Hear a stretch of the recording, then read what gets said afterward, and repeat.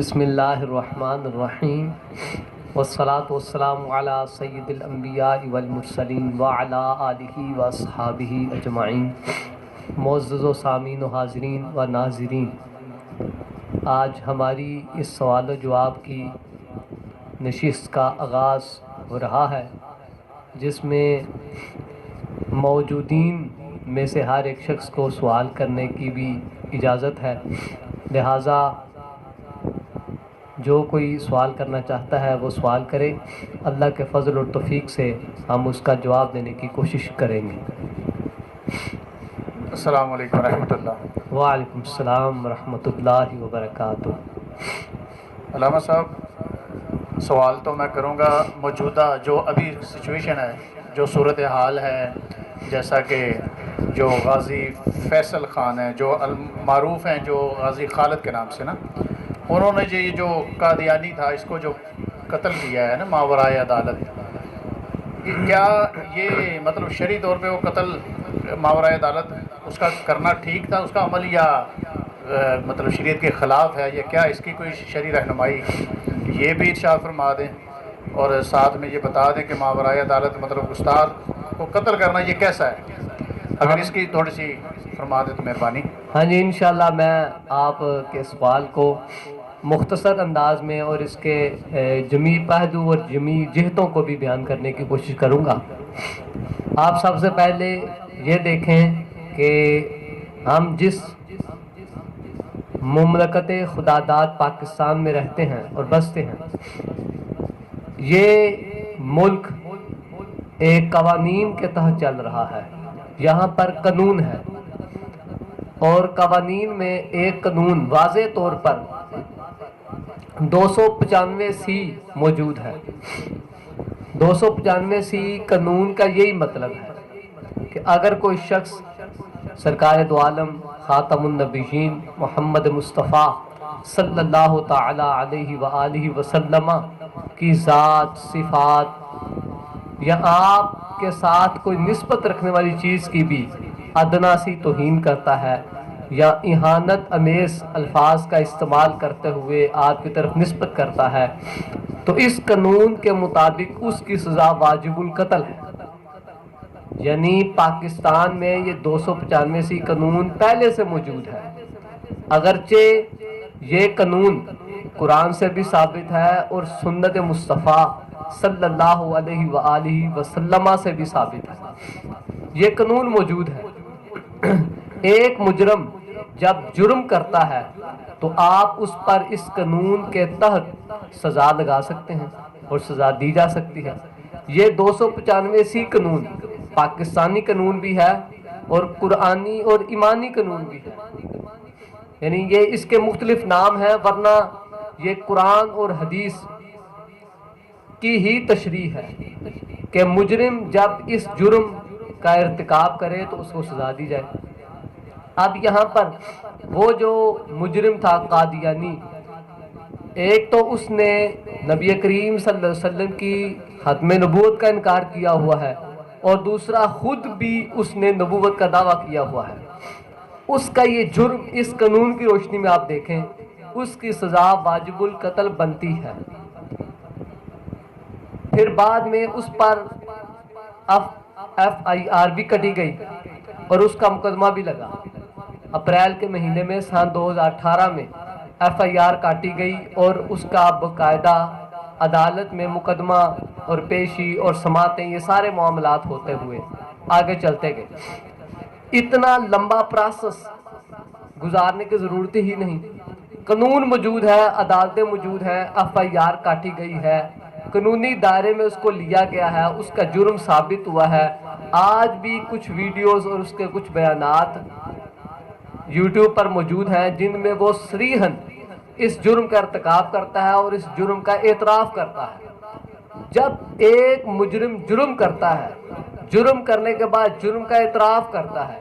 آپ کے پاس ثبوت موجود ہیں، گواہ موجود ہیں، تو اس پر سزا لاگو کی جائے، اس پر سزا جاری کی جائے۔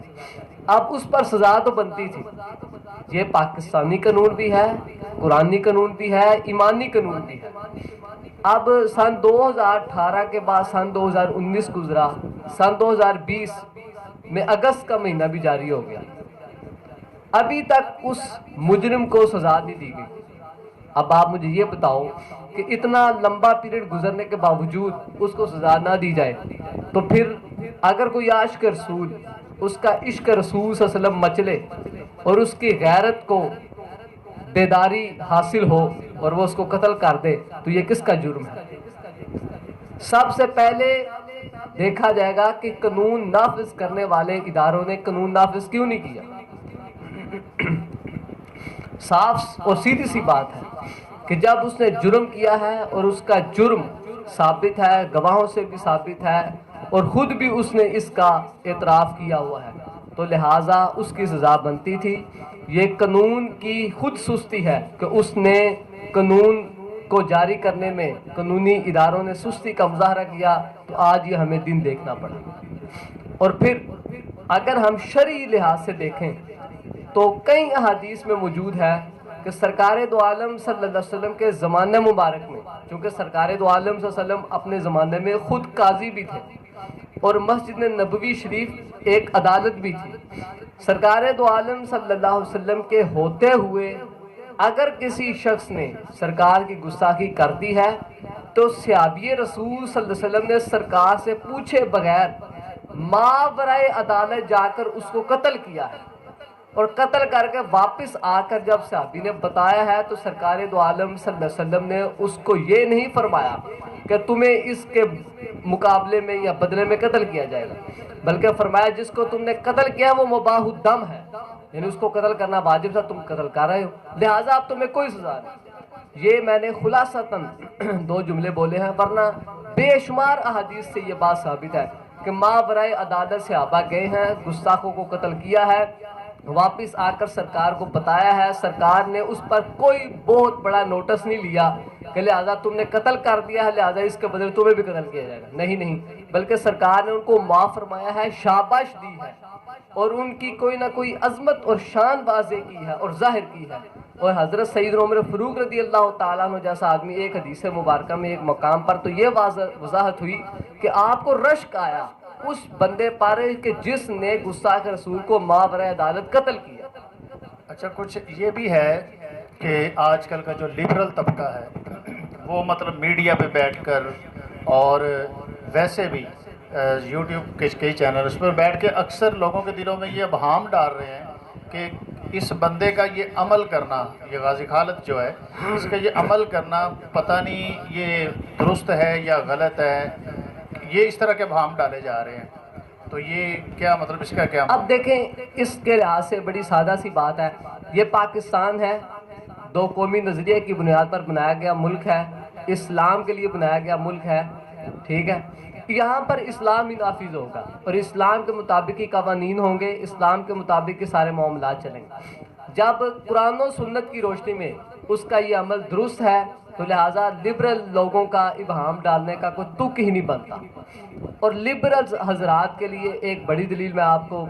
تاریخی لحاظ سے بھی دیتا چلوں، ورنہ مجھے کوئی ضرورت نہیں کہ میں ان کے ابہاموں کو دور کرتا پھروں، ہمارے لیے یہ بات کافی ہے کہ قرآن و سنت میں جب حکم کی وضاحت ہو گئی، قرآن و سنت کی روشنی میں یہ معاملہ ٹھیک ہے تو ہمارے لیے سب سے بڑا قانون یہی۔ اور دوسری بات یہ ہے کہ پاکستان کا بانی قائد اعظم محمد علی جناح اس کے دور میں اور علامہ محمد اقبال رحمۃ اللہ علیہ کے دور میں غازی علم الدین شہید جس نے گستاخ رسول صلی اللہ علیہ وسلم کو واصل جہنم کیا، تو کیا یہ دونوں حضرات اس کی وکالت کے لیے نہیں کھڑے ہوئے؟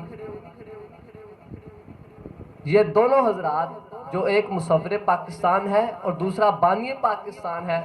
ماورائے عدالت قتل ہونے والے اور واصل جہنم ہونے والے گستاخ رسول صلی اللہ علیہ وسلم کو قتل کرنے والے غازی کی پشت پناہی ان دونوں حضرات نے کی۔ اگر کسی لبرل کے پاس دم خم ہے تو ہماری اس دلیل کا جواب دیجیے گا۔ اگلی بات پھر ہو، میری دعا ہے خالق کائنات جل جلالہ